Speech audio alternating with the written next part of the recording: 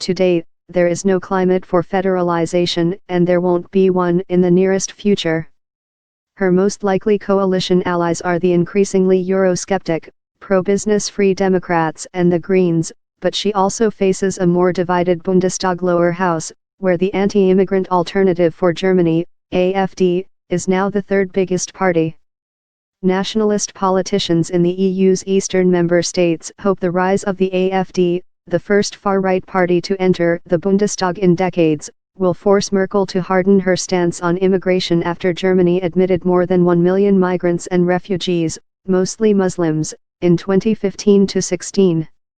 Protecting Europe's borders. Hungary has already said German politicians since the election have endorsed its measures to beef up its border security to discourage migrants from entering the EU.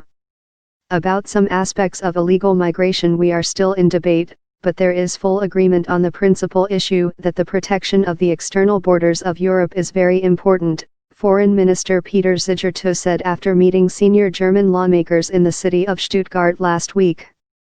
The head of the European Commission, Jean-Claude Juncker, has invited the leaders of the 4 Visegrad states, Poland, Hungary, the Czech Republic and Slovakia, to a dinner in Brussels on October 18, ahead of an EU summit, to try to ease tensions between them and wealthier Western Europe.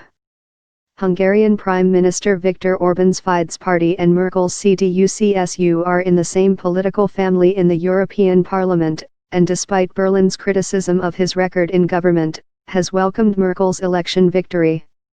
"Let's quietly pray every evening for the extension of the mandate of the current chancellor," he said before the election.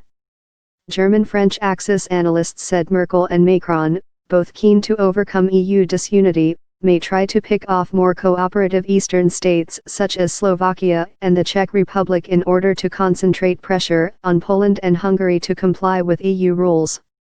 Merkel may also in due course revive her demands on the eastern states to take in more migrants as she seeks to blunt the allure of the AfD at home for conservative German voters.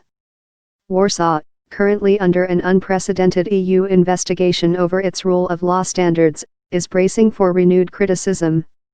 "We are expecting Merkel to get tough on Poland, definitely not in the next few months while the new government is being formed, but after the domestic dust has settled," a Polish government source added.